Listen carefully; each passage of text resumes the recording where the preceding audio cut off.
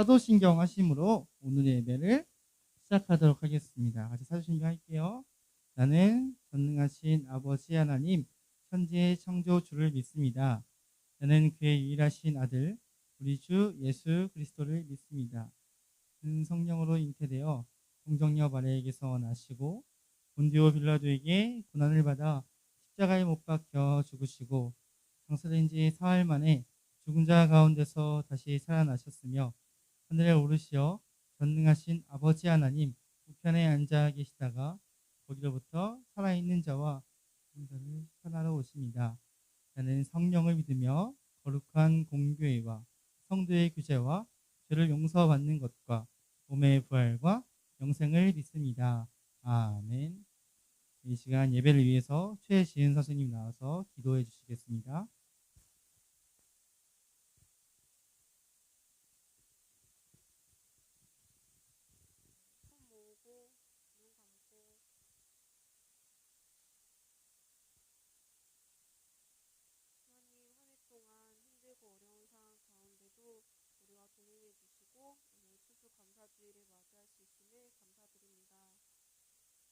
감사드려 예배를 통해 지금까지 살아온 하루하루가 하나님의 선한 은혜임을 고백합니다. 온 세상을 아름답게 창조하시고 사랑을 위해 그 세상을 내어주신 하나님 감사합니다. 오늘 말씀 전하시는 전도사님께 성령님이 함께하여 주셔서 그 말씀을 듣는 선생님과 우리 아동부 친구들이 은혜가 넘치고 감사가 넘치는 한 주가 되게 하여 주세요. 주님의 이름으로 모인 이 시간 함께해 주실 것을 믿으며 예수님의 이름으로 기도합니다. 아멘.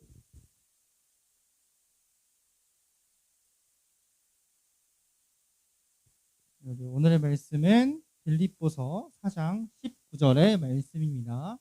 빌립보서 4장 19절의 말씀, 우리 화면을 보고 다 함께 큰 목소리로 읽어보도록 할게요.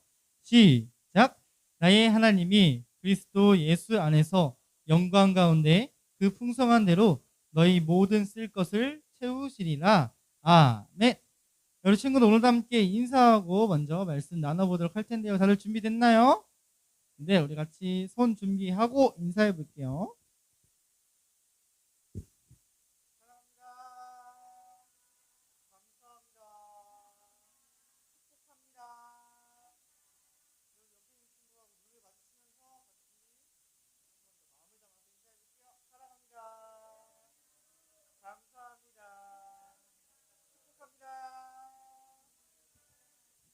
네, 좋아요. 오늘도 이렇게 현장에서 함께 예배하고 있는 친구들, 온라인으로 예배하고 있는 친구들 축복하고 환영합니다. 네, 우리 친구들 지난 주간도 잘 지냈나요? 잘 지냈어요? 네, 여러분 표정을 보니까 다들 잘 지낸 것 같습니다. 네, 오늘은 특별히 무슨 주일이에요?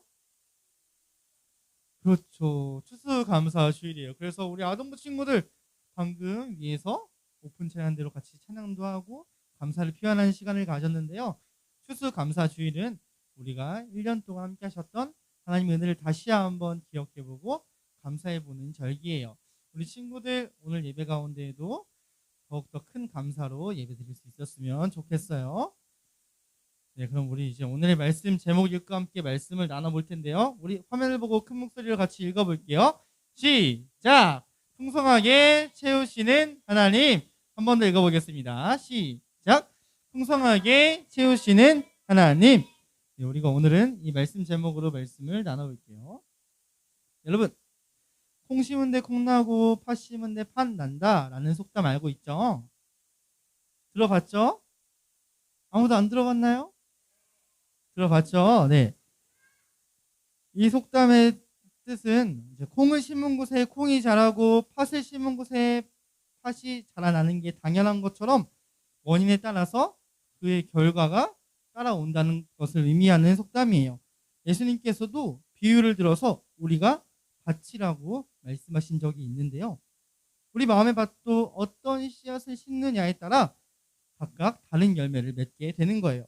오늘 우리가 함께 살펴볼 말씀 속 주인공은 바로 바울이에요. 누구라고요? 바울이에요. 바울의 마음밭에는 감사의 열매가 가득하다고 하는데요. 바울은 마음밭에 어떤 씨앗을 심었기에 항상 감사가 넘쳐날 수 있었을까요? 우리 다 함께 말씀 속으로 들어가서 그 비결을 알아보도록 할게요. 바울이 로마의 감옥에 갇혀 있을 때였어요. 하나님의 말씀을 전한다는 이유만으로 감옥에 갇히게 된 바울은 외롭고 힘든 감옥 생활을 하고 있었어요. 바울의 겉모습만 보았을 때는 전혀 감사할 만한 것이 있어 보여요, 없어 보여요? 감옥에 갇혀 있어요. 예수님을 전했다고 해서. 감사할 것이 있을까요? 아마 감사보다는 불평할 것이 더 많은 상황일 거예요.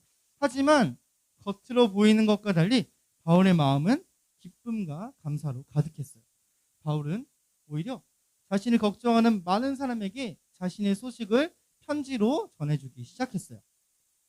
그뿐만 아니라 직접 만날 수 없는 사람들에게 편지를 보내서 하나님의 말씀을 전하고 교회를 든든하게 세워나갔어요. 빌립보 교회도 바울이 편지로 하나님의 말씀을 전하는 교회 중에 하나였어요. 빌립보 교회에 보내는 편지, 즉 오늘의 본문인 빌립보서는 특별한 별명을 가지고 있는데요. 바로 기쁨의 편지예요. 감옥에 갇혀서 쓰는 편지임에도 불구하고 기쁨이라는 단어가 많이 등장하고 있기 때문이에요. 바울은 빌립보 교회에 보내는 편지에 기쁨과 감사의 마음을 가득 담았어요. 감옥에 갇힌 처지에 바울은 무엇으로 인해 기뻐했을까요? 무엇을 감사할 수 있었을까요? 바울은 빌립보 교회의 사람들로 인해서 늘 기뻐할 수 있었어요. 마음과 뜻을 함께하는 빌립보 교회의 사람들을 생각하면 감사하는 마음이 가득 차올랐거든요.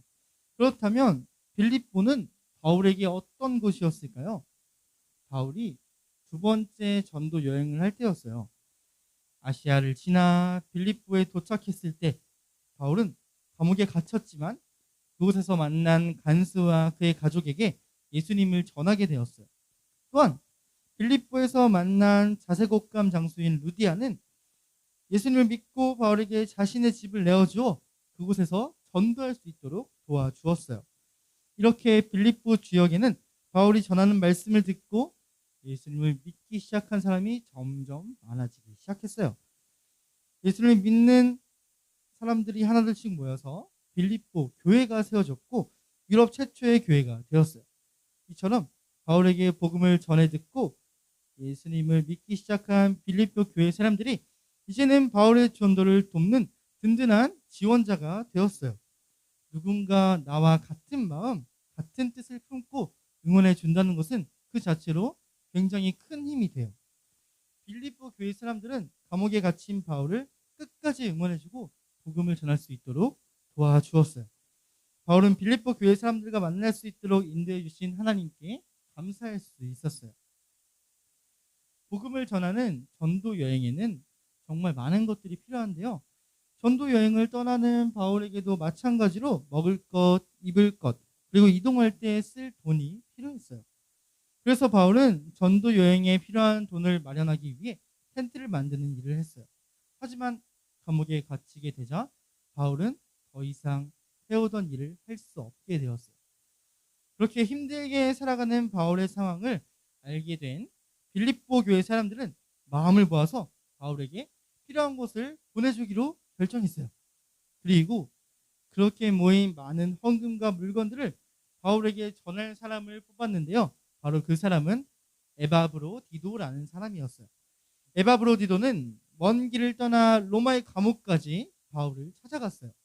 그는 빌립보 교회에서 보낸 헌금과 물건을 전해 주었을 뿐만 아니라 헌신적으로 바울을 도와줬어요. 그리고 바울은 하나님께 감사드렸어요. 그가 어려운 상황에 처해 있을 때 하나님께서 빌립보 교회 사람들을 통해 도와주셨기 때문이었어요. 바울은 그렇게 감사의 마음을 담아 빌립보 교회에 보내는 편지를 쓰며 지금까지 자신의 삶을 되돌아보았어요.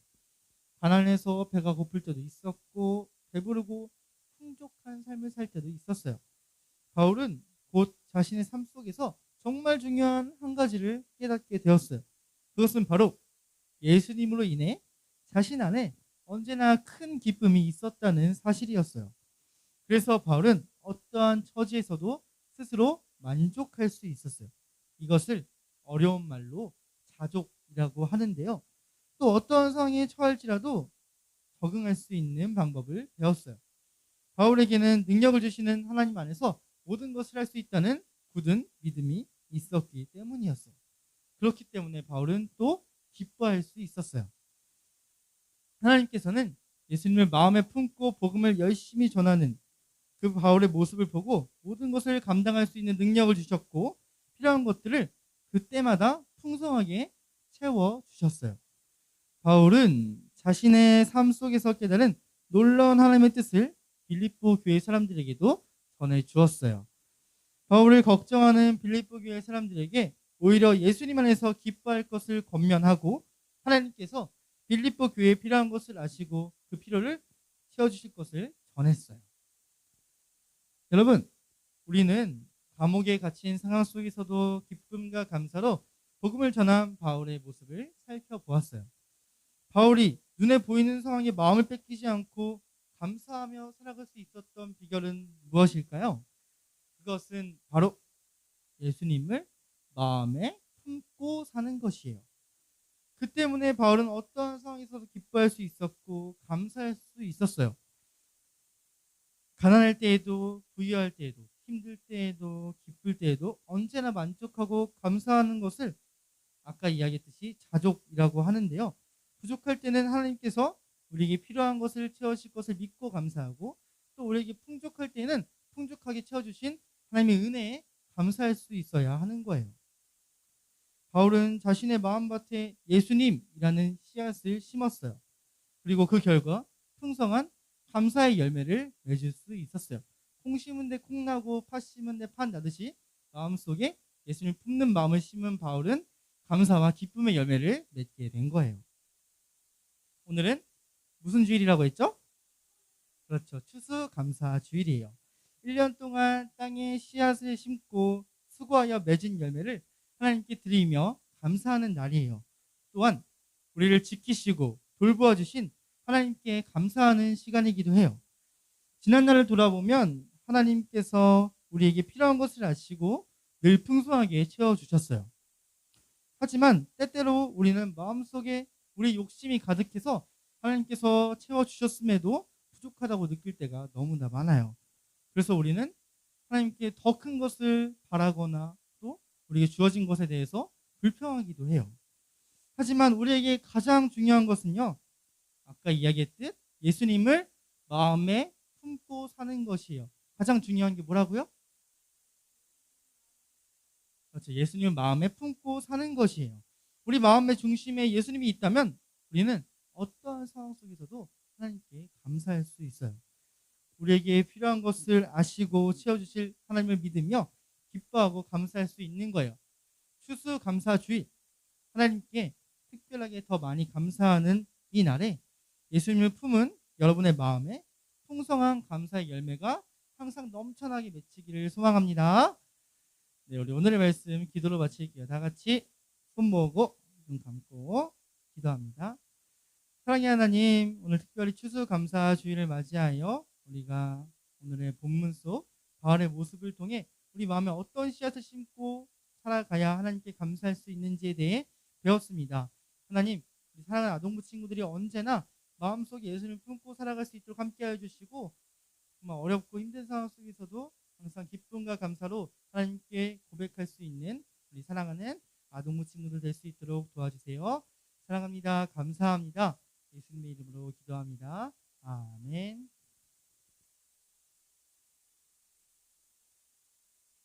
우리 3학년 나와서 동원하도록 하겠습니다.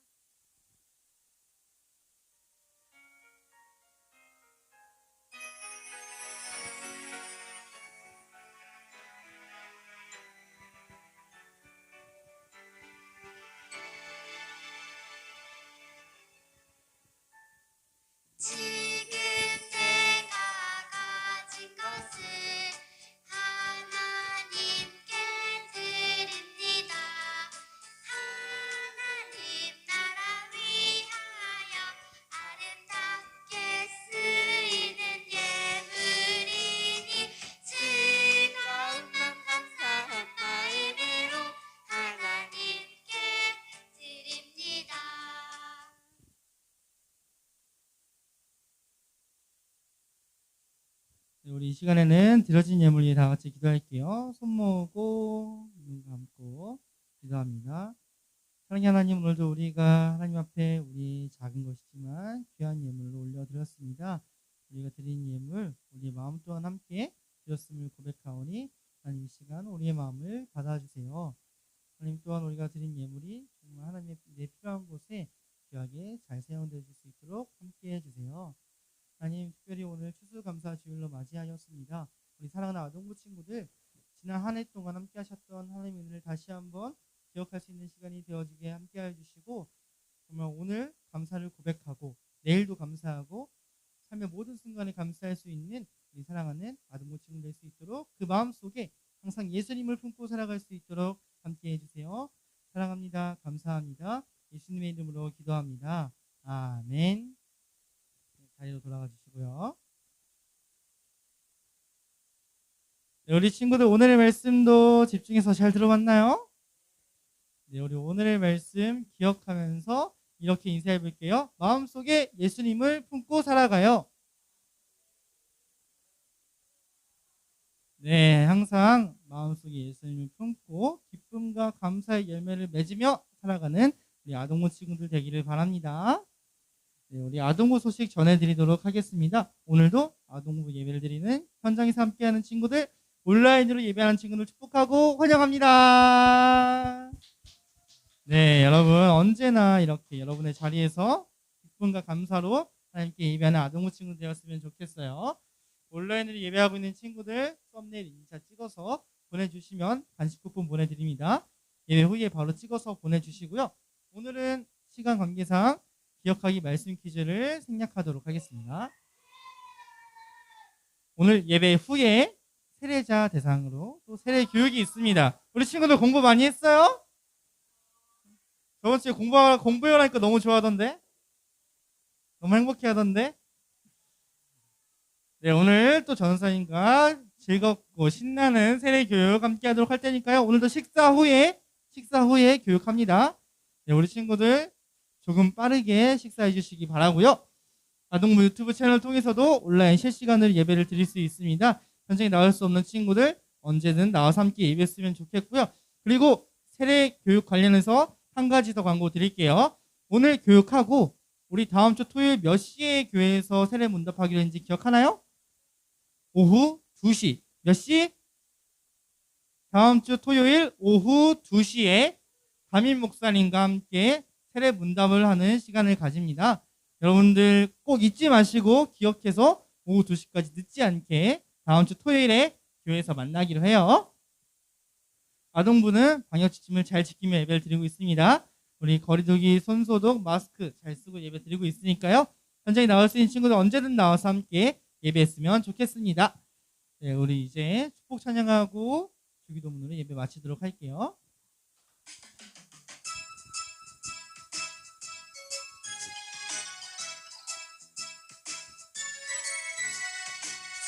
축복합니다. 주님의 이름으로 축복합니다. 주님의 사랑으로 이곳에 모인 주의 거룩한 자녀에게 주님의 기쁨과 주님의 사랑이 충만하게 넘치기를.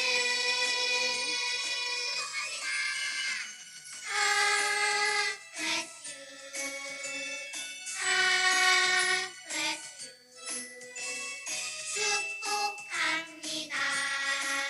주님의 사랑으로 축복합니다.